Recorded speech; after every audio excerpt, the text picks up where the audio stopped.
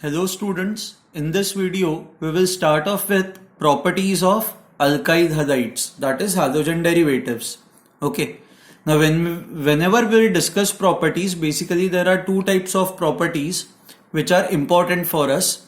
One are physical properties and second one are chemical properties. So initially we will start off with physical properties. Now when we talk of physical properties, what are the physical properties that we should discuss? So normally the physical properties which are important for us are melting point, let's say boiling point, then we have density, then we have solubility. So these are some of the important properties that are important for us. Okay, so अभी जो हम लोग physical properties discuss करेंगे, ये physical properties में majorly ये चार properties जो है वो हम लोग discuss करेंगे. ना सबसे पहले हमें ये पता है कि Rx मॉलिक्यूल जो होता है, that is your alkyl halide, यहाँ पे hydrogen atom is attached to the carbon atom. ना because hydrogen atom is highly electronegative, इस पे नेगेटिव चार्ज होता है and this has a positive charge. So if you look at your overall compound is polar in nature, right. ये ऐसे compound में dipole moment exist करता है. Now because the compound is polar in nature, यहाँ पे कौन कौन से forces important हो जाता है? So because it is now behaving like a dipole interactions are important. Dipole interactions. And apart from this, van der Waals forces तो है ही, जो important होते ही है. So van der Waals forces are also important in this case. Okay. Now let's try to understand first the variation in melting and boiling point, or specifically let's focus on boiling point. When we talk of boiling point, basically we are concerned with liquid getting converted into gases. When I say boiling, इसका मतलब यही होता है liquid को gas में convert करना. Okay. Now force of attraction जितना ज़्यादा होगा उतना आपका boiling point ज़्यादा होगा. So I can write that boiling point, it is directly proportional to force of attraction, right?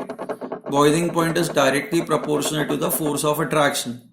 Now when I say boiling point is directly proportional to force of attraction, and हमें ये पता है कि ये दो type के attractions यहाँ पे important होता है, तो अब इनको हम लोग सब इन चीज़ों को हम लोग रिलेट करना स्टार्ट करेंगे. Okay, now it is found that जैसे जैसे कंपाउंड का मॉलिक्यूल का साइज बढ़ता जाता है, ये जो फोर्सेस है वैन डर वाल्स फोर्स, ये और ज्यादा इंपॉर्टेंट होता जाता है. Okay, so I repeat it as the size of, I say van der Waals force is directly proportional to the size of the molecule.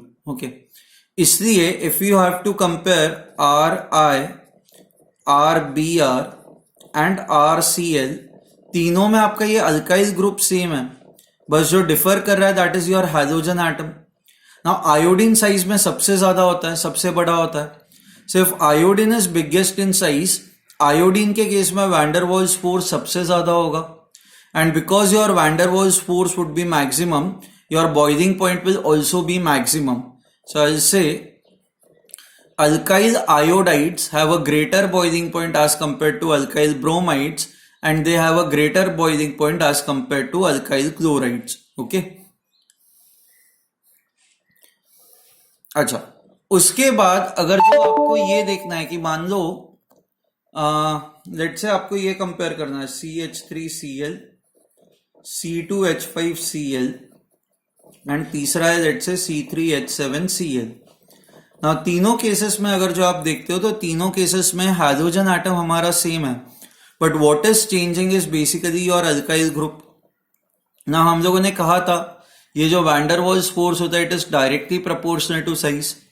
ये वाला अल्काइल ग्रुप सबसे बड़ा है ना, 3 कार्बन एटम्स है, तो because this is biggest in size, van der Waals force भी सबसे ज्यादा होगा. वैन डर वाल्स फोर्स सबसे ज्यादा होगा तो बॉइलिंग पॉइंट भी सबसे ज्यादा होगा. So this would be the order of the boiling point. ठीक है. So what we have learned is iodides have a greater boiling point as compared to bromides, which have a greater boiling point as compared to chlorides. फिर हम लोगों ने ये देखा कि as the molecular weight increases, van der Waals force increases, boiling point increases. ये second point हम लोगों ने देखा. अब थर्ड केस में हम लोग वो देखते हैं कि आइसोमर्स से क्या फर्क पड़ता है. So let's say you have CH3 CH2 CH2Cl. ये स्ट्रेट चेन मॉलिक्यूल है. And second one is CH3 CH CH3 Cl. यहाँ पे ब्रांचिंग आ रही है ना, second carbon atom has a branch over here. Okay, chlorine ये ब्रांच की तरह काम करता है. So now in this case it is found that straight chain linear molecules जो होता है, लीनियर मॉलिक्यूल्स का सरफेस एरिया ज्यादा होता है. एंड सरफेस एरिया ज्यादा होता है तो बेसिकली वैंडर वाल्स फोर्स ज्यादा होता है. वैंडर वाल्स फोर्स ज्यादा होता है तो बॉइलिंग पॉइंट भी ज्यादा होगा. So that is why N chloropropane has a N-chloropropane, this has a higher boiling point as compared to isochloropropane or isopropyl chloride. I hope this is clear to you. Similarly, मान लो कि अगर जो आपको इसको कंपेयर करना है, let's say CH3 CH2 CH2 CH2Cl. And if you want to compare it with CH3 CH CH3 CH2 Cl, इन दोनों में डिफरेंस ये कि इसमें ब्रांचिंग आ रही है ना. Both of them have same number of carbon atoms 1 2 3 4.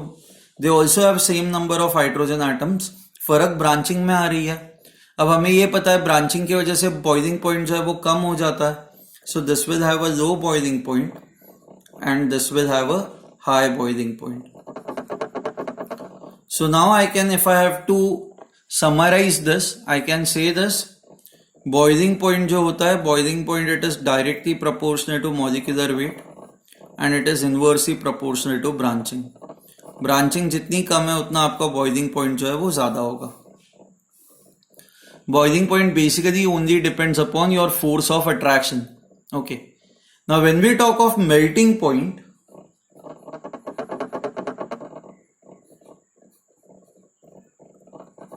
now melting point में क्या होता है? When we talk of melting point is basically conversion of solid into liquid. Now solid में basically atoms and molecules जो होते हैं वो fixed होता है ना अपनी अपनी जगह पे. So solids के अंदर there is something called as crystal lattice. Okay. And crystal lattice जितना स्ट्रांग होता है उतना आपका मेल्टिंग पॉइंट ज्यादा होता है. So I can say that melting point is directly proportional to the strength of crystal lattice. Strength of lattice. Lattice मतलब basically molecules, आप मॉलिक्यूल्स को एक स्ट्रक्चर में अरेंज करते हो ना, उस स्ट्रक्चर को कहा जाता है क्रिस्टल लैटिस. ओके. सो जितना वो आपका स्ट्रक्चर स्ट्रांग होगा उतना आपका मेल्टिंग पॉइंट जो है वो मेल्टिंग पॉइंट ज्यादा होगा. इसके अलावा so how do you determine the strength of crystal lattice? Crystal lattice आपका कितना स्ट्रांग है, it depends upon the efficiency of packing, जिसको हम लोग कहते हैं packing efficiency. Packing efficiency. Packing efficiency ये कहता है कि मॉलिक्यूल्स जो है ये मॉलिक्यूल्स कितने अच्छे से पैक्ड है क्रिस्टल स्ट्रक्चर में. पैकिंग एफिशिएंसी अगर जो ज्यादा होगी तो जो स्ट्रेंथ है वो स्ट्रेंथ भी ज्यादा होगा. एंड अगर जो स्ट्रेंथ ज्यादा है तो you can say that melting point जो होगा वो melting point will also be more high. So I repeat it. If the packing efficiency is more, in that case the strength of crystal lattice is more, and if the strength is more, melting point will also be high. हमें कैसे पता चलेगा कि packing efficiency ज्यादा है या कम है? अब आप खुद ही इमेजिन करो, आप मान लो बैग्स भरते हो, आप कहीं घूमने जाते हो. ओके, सो जब आप घूमने जाते हो तब आप अगर जो बैग में सारे आपके कपड़े बहुत ही अच्छे से भरते हो तो बहुत सारे कपड़े उसमें फिट हो जाते हैं. ओके, जगह वेस्ट नहीं जाती. बट अगर जो मान लो आप आपके कपड़ों को ऐसे ही बस डंप करते जाओगे तो बहुत सारे कपड़े उसमें फिट नहीं हो पाएंगे. तो पहले केस में जब आप चीजों को अच्छे से पैक करते हो, आप अच्छे से उनको अरेंज करते हो, तो we say that packing efficiency is more. So when is the packing efficiency more? Packing efficiency is more when molecules are more symmetrical. वो अच्छे से सिमेट्रिकल होंगे तो आप उनको अच्छे से एक दूसरे के अंदर फिट कर पाओगे ना. So I will say this, if the symmetry is high, symmetry is high, in that case जो पैकिंग एफिशिएंसी होगी, even that packing efficiency would be high. तो इसका आपको इफेक्ट कहां पे देखने मिलता है? सो मान लो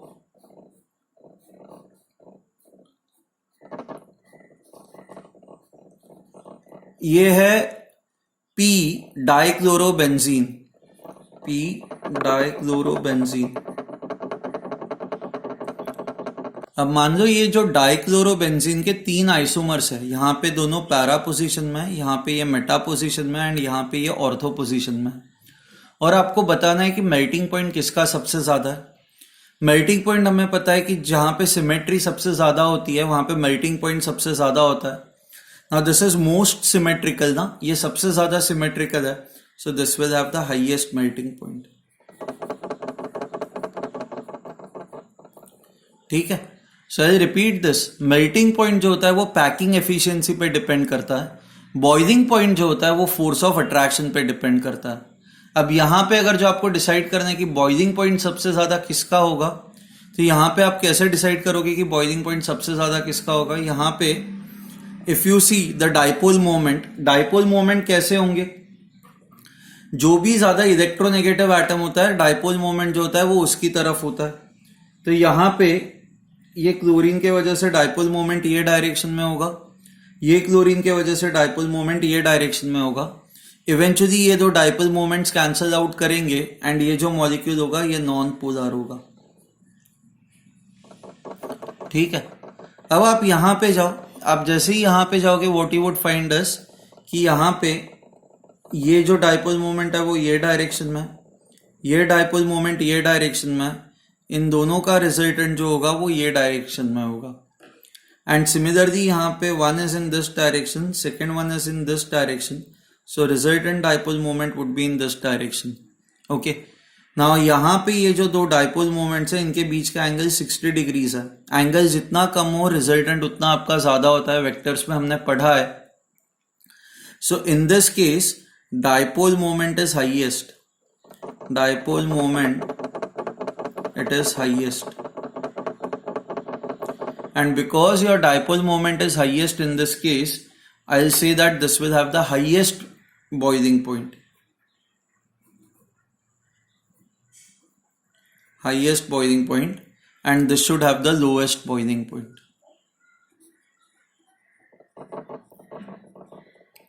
So I hope आपको डिफरेंस समझ में आया है melting point and boiling point के बीच का। ओके, सो एटलीस्ट हम लोगों ने मेल्टिंग पॉइंट बॉइलिंग पॉइंट देखा है। अब नेक्स्ट प्रॉपर्टी जो हम लोग देखते हैं that is density.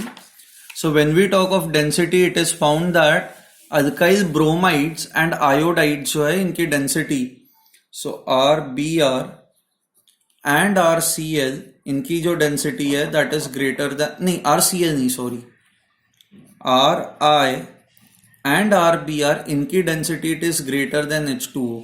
Okay, we are talking about density now. Okay, so I repeat it, alkyl iodides and alkyl bromides have density which is more than water.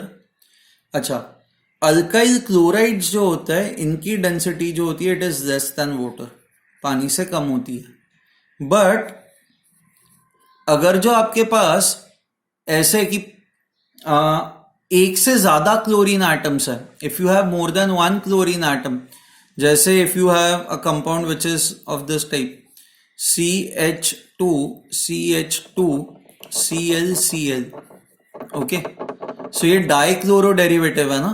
सो जब single chlorine atom होता है तो density is less than water, but when you have 2 और more chlorine atoms the density becomes greater than that of water. Is this fine? अच्छा, उसके बाद density के बाद the next important property is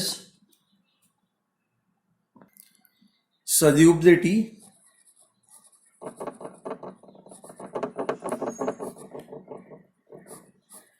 now when we talk of solubility, ये जो hello alkanes होते हैं, अल्काइल हैलाइड्स होते हैं, they are very less soluble in water, less और स्लाइटली सल्यूबल इन वाटर, बहुत कम होती है इनकी सल्यूबिलिटी पानी में, इज सल्यूबल इन वाटर।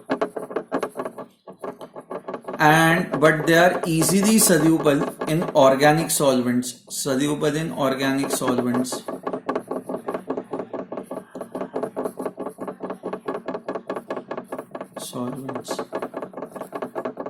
ठीक है. Now ये जो solubility होती है आपको ये याद रखना है. Solubility, मॉलिक्यूल्स जितने छोटे होते हैं उतने आराम से वो डिसॉल्व हो जाते हैं. सो solubility is inversely proportional to size and directly proportional to branching. क्योंकि हमें ये पता है ब्रांचिंग के वजह से जो है वो साइज या सरफेस एरिया छोटा हो जाता है. सो solubility is directly proportional to branching, solubility is inversely proportional to size. ठीक है. इनफैक्ट आप ये भी मान के चल सकते हो कि आप जब अल्काइल हैलाइड्स को वाटर में डिसॉल्व करते हो तो ये जो प्रोसेस होता है ना, ये प्रोसेस एंडोथर्मिक होता है. एंडोथर्मिक का मीनिंग क्या होता है कि आपको अल्काइल हैलाइड्स को वाटर में डिसॉल्व करने के लिए आपको हीट सप्लाई करनी पड़ती है. You have to supply heat so that this dissolves in water. ठीक है. द रीजन इज बिकॉज ये जो आपके RX बॉन्ड्स होते हैं एंड ये आपके H2O बॉन्ड्स, दो H2O मॉलिक्यूल्स के बीच में ये हाइड्रोजन बॉन्ड्स होता है. नाउ जब आप इसको इसमें डिसॉल्व करते हो तो क्या होता है, ये बॉन्ड आपको ब्रेक करना होता है. यहाँ पे वाटर मॉलिक्यूल के बीच का बॉन्ड आपको ब्रेक करना होता है एंड इवेंचुअली जो नए बॉन्ड्स क्रिएट होंगे वो RX एंड H2O, इनके बीच में ये बॉन्ड्स क्रिएट होंगे. अब ये वाला जो बॉन्ड होता है this is very weak, this is a weak bond and because this is a weak bond इस प्रोसेस में very less amount of energy is released. Less energy is released.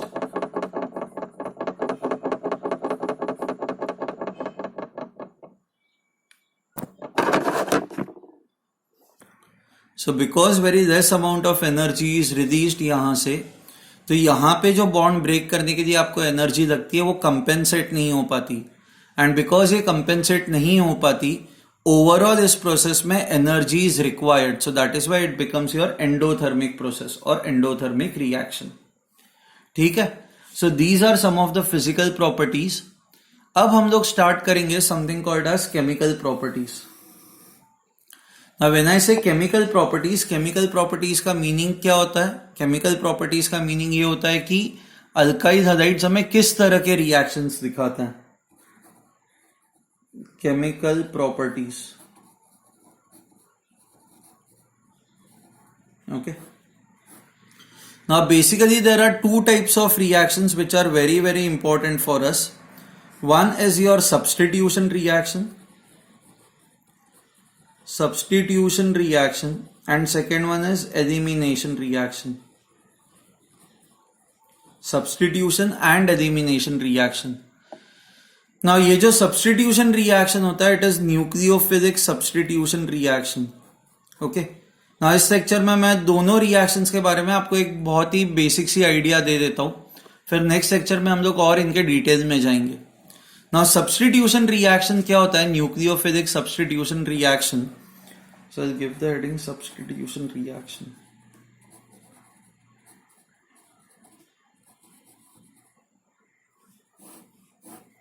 Okay.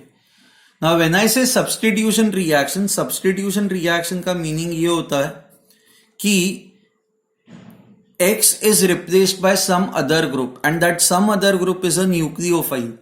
Now हमें पता है nucleophile are those groups which have extra electrons. तो इसको हम लोग लिख सकते हैं Nu माइनस. नाउ रिएक्शन के बाद क्या होता है, ये बॉन्ड वैसे ही हमें पता है पोलर है. This already has a negative charge, this has a positive charge. तो क्या होता है कि Nu माइनस जो है वो इसको अटैक करता है एंड ये वो बॉन्ड आपका ब्रेक हो जाता है एंड X माइनस दोनों हाइड्रोजन जो ये दोनों इलेक्ट्रॉन्स लेके बाहर निकल जाता है. So what now you will get is RNu and this X minus comes out. So I hope you have understood the basic idea. सब nucleophilic substitution reaction में एक nucleophile होता है which has extra electrons and इस compound के अंदर because hydrogen has a partial negative charge क्योंकि ये ज़्यादा electronegative होता है and alkyl group has a positive charge, तो ये न्यूक्लियोफाइल जो है वो R को अटैक करता है एंड ये X जो है हाइड्रोजन है, ये दोनों इलेक्ट्रॉन्स देके बाहर निकल जाता है। So hydrogen now comes out as X minus and ये जो बनता है यहाँ पे RNu, ये बन जाता है। ठीक है, ना ये जो सब्सटीट्यूशन रिएक्शन है यहाँ पे Nu minus is substituting X minus, replacing X minus. ये जो सब्सटीट्यूशन रिएक्शन है, ये सब्सटीट्यूशन रिएक्शन दो टाइप्स के होता है। फर्स्ट ऑर्डर, जिसको कहा जाता है यूनिमॉलिक्यूलर, हम लोगों ने केमिकल काइनेटिक्स में पढ़ा है। ये यूनिमॉलिक्यूलर या फर्स्ट ऑर्डर का मीनिंग क्या होता है, जहां पे the order of the reaction is only one and this is second order, जिसको कहा जाता है bimolecular. Okay, now when the reaction is first order, यहां पे rate of the reaction is only dependent on concentration of your main compound, that is Rx. So इसलिए order of the reaction is 1. And when it is a second order reaction, rate of the reaction is equal to K into concentration of Rx into concentration of Nu minus. इसके भी concentration पे depend करता है। Now you can see that यहाँ पे total order of the reaction is 1 plus 1, that is 2. इसलिए आप इसको कहते हो second order reaction. Now the question is, ये वाला जो रिएक्शन है ये कभी फर्स्ट ऑर्डर कब होता है और सेकेंड ऑर्डर कब होता है, ये हम लोग कैसे गेस कर सकते हैं? सो इसको गेस करने का एक तरीका होता है। तरीका ये होता है कि if Rx is basically 1 degree, okay, अगर जो Rx या अल्काइल हैलाइड अगर जो 1 डिग्री अल्काइल हैलाइड है, तो ये पक्के से रिएक्शन सेकेंड ऑर्डर होगा। 1 डिग्री अल्काइल हैलाइड, ओके। अच्छा, अगर जो ये कंपाउंड आपका Rx, if it is 3 degrees और इट इज बेंजाइलिक, हम लोगों ने लास्ट लेक्चर में, फर्स्ट लेक्चर में देखा था बेंजाइलिक क्या होता है, और if it is allylic halide, तो इन सारे केसेस में ये फर्स्ट ऑर्डर होता है। So if your Rx is 3 degree और इट इज बेंजाइलिक और it is allylic, in that case जो मैकेनिज्म होता है या जो ये जो रिएक्शन होता है, ये फर्स्ट ऑर्डर काइनेटिक्स फॉलो करता है। बट अगर जो Rx is 1 degree alkyl halide, तो ये हमेशा सेकेंड ऑर्डर काइनेटिक्स फॉलो करेगा। ओके, अब now the question is what if Rx is 2 degrees. अगर जो आपका Rx 2 डिग्रीज है, तो इधर रिएक्शन ये भी हो सकता है या फिर रिएक्शन जो है वो आपका ये भी हो सकता है।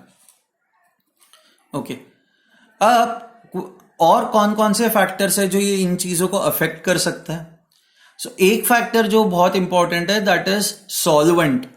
अगर जो आपका सॉल्वेंट जो है that is highly polar, okay, जैसे वाटर हुआ, वाटर बहुत ही पोलर है। पोलर मतलब क्या करता है water? Positive and negative charges को सेपरेट कर देता है। अब जैसे NaCl है, NaCl को पानी में डालो तो वो सेपरेट आउट हो जाता है ना, क्योंकि वाटर का डाई इलेक्ट्रिक कॉन्स्टेंट बहुत ज्यादा होता है, वाटर बहुत ज्यादा पोलर होता है। तो अगर जो आपका सॉल्वेंट पोलर है, तो उस केस में ये आराम से ये दोनों सेपरेट हो जाएंगे एंड रिएक्शन जो होगा वो फर्स्ट ऑर्डर मैकेनिज्म फॉलो करेगा। So first order mechanism follow करेगा, इसका मतलब क्या है? What does that mean? So I'll say that when it follows first order mechanism, it means only the concentration of Rx will be important. Rate जो है बस Rx के ही concentration पे depend करेगा। So I'll say reaction will follow first order mechanism if solvent is highly polar.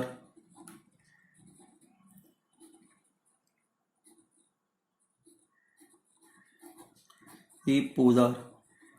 अच्छा, solvent की अगर जो पोलैरिटी कम है, okay, if solvent is less polar, solvent is less polar,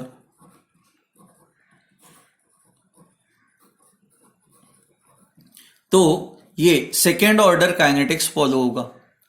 जब फर्स्ट ऑर्डर काइनेटिक्स फॉलो होता है, इसको कहा जाता है SN1 mechanism, nucleophilic substitution reaction. 1 represents the order of the reaction and ये जो होता है इसको कहा जाता है SN2. Okay, now there is one more factor that is important. The factor that is important is if your nucleophile is very very strong. मान लो आपका nucleophile जैसे I माइनस है, तो I minus nucleophile is a very strong nucleophile.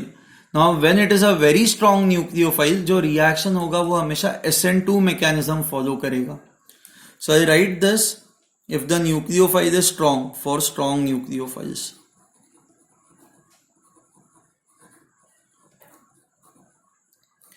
So for strong nucleophiles mechanism जो होगा वो SN2 होगा. Okay, मान लो आपका न्यूक्लियोफाइल वीक है या आपका सॉल्वेंट ही जैसे वाटर है, वाटर ही अगर जो न्यूक्लियोफाइल की तरह एक्ट कर रहा है, जो कर सकता है ना, क्योंकि वाटर के पास भी क्या होता है, H2O के पास लेट्स से H2O है, तो वाटर के केस में oxygen has a lone pair ना, oxygen has got extra electrons. When oxygen has got extra electrons, तो ऑक्सीजन भी यहाँ पे अटैक कर सकता है. ऑक्सीजन, ये H2O can also behave like nucleophile.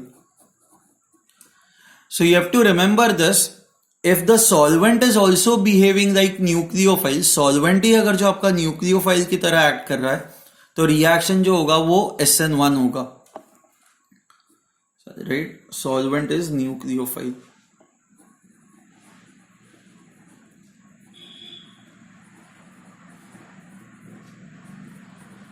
So ऐसे कौन कौन से सॉल्वेंट्स हो सकते हैं जो न्यूक्लियोफाइल की तरह एक्ट करता है. एक तो हम लोगों ने जो देखा दैट इज H2O. ठीक है, उसके बाद अल्कोहल कोई, सो CH3OH है. This can also behave like a solvent and this can also behave like a nucleophile. Okay, या फिर ऐसा कोई कंपाउंड है जिसमें नाइट्रोजन पे लोन पेयर है, तो even that can behave like a nucleophile.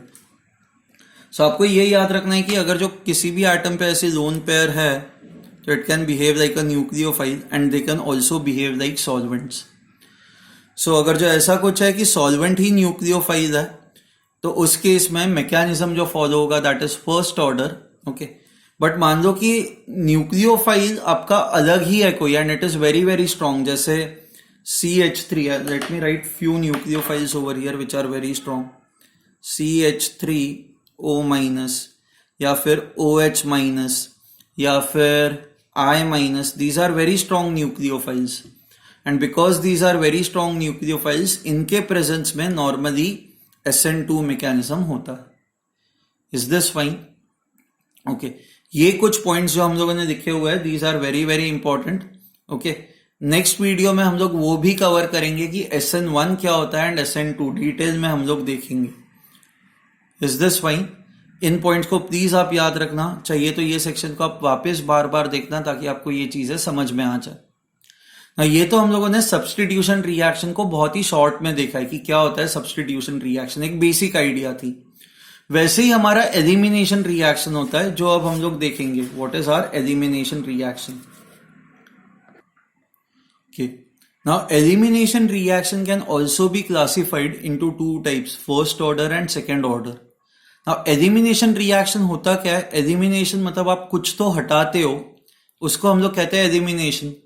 तो ये अल्काइल हैलाइड है, इसमें से नॉर्मली हम लोग H और X हटाता है, एक हाइड्रोजन हटाता है, हैलोजन हटाता है, तो what you and up with is alkyne. So elimination reaction में आप किसी चीज को सब्स्टिट्यूट या रिप्लेस नहीं करते, आप बस उसको हटा देते हो. So when you remove it, what you would get is basically an alkene. So ये होता है आपका एलिमिनेशन रिएक्शन. एंड नॉर्मली ये रिएक्शन कैरी आउट करने के लिए what we need is a base. Base की जरूरत पड़ती है. Okay, now elimination reaction can also be classified into two types, E1 and E2. Okay, now the question is elimination reaction कब होता है? क्योंकि अगर जो आप देखोगे तो मैंने आपको यही बताया था, ये यहां पे भी ये रिएक्शन कैरी आउट करने के लिए आपको CH3O माइनस या OH माइनस या I माइनस ऐसी ही चीजें चाहिए. एंड ये भी बेसिक होता है, ये भी बेस होता है. एंड इवन एलिमिनेशन रिएक्शन के लिए भी बेस ही चाहिए होता है. तो विच मीन्स हमें ये अब पता चला ना कि अगर जो RX मॉलिक्यूल है, RX मॉलिक्यूल के अंदर जो अगर जो आप बेस ऐड करोगे तो दो पॉसिबिलिटीज है, एक तो सब्स्टिट्यूशन भी हो सकता है एंड दूसरा जो है वो एलिमिनेशन भी हो सकता है, एलिमिनेशन भी होगा। So now the question is elimination कब होगा? ये बस आपको याद रखना है कि when you have 3 degree alkyl halide and a very strong base like CH3O minus or OH minus, these are very strong bases, और ये tertiary butyl CH3 oxide, tertiary butoxide, ये जो कुछ बेसिस है जो कॉमनली यूज्ड बेसिस है। सो जब आप इस तरह का वेरी वेरी स्ट्रॉन्ग बेस जब आप यूज करते हो एंड अगर जो आपका starting compound 3 degree alkyl halide है तो उस केस में एलिमिनेशन होगा।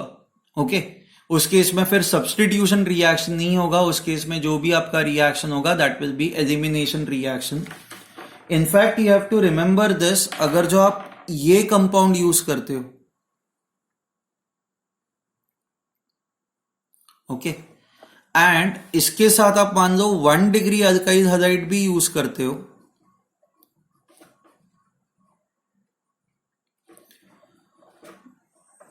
तो भी उस केस में what you will get is an elimination reaction, elimination reaction. So when you have a very large base, ये जो टर्शियरी ब्यूटॉक्साइड बेस होता है, tertiary butoxide anion, it's a very strong and bulky base,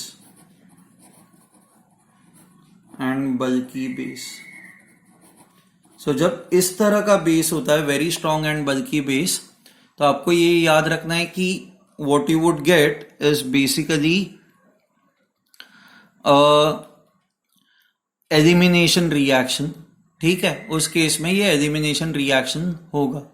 and substitution reaction कब होता है, ये हम लोगों ने देखा हुआ है कि SN1 कब होगा, SN2 कब होगा। ओके, सो ये कुछ पॉइंट्स हैं जो आपको याद रखना है। E1 एंड E2 का वापस मीनिंग सेम है। E1 में बस रेट जो है it is only proportional to concentration of Rx, and E2 के केस में जो रेट है that is proportional to concentration of Rx and also concentration of base। इसलिए ये सेकेंड ऑर्डर हुआ एंड ये फर्स्ट ऑर्डर हुआ। ठीक है, नॉर्मली जो एलिमिनेशन रिएक्शन होता है वो E2 ही होता है, बाकी चीजें हम लोग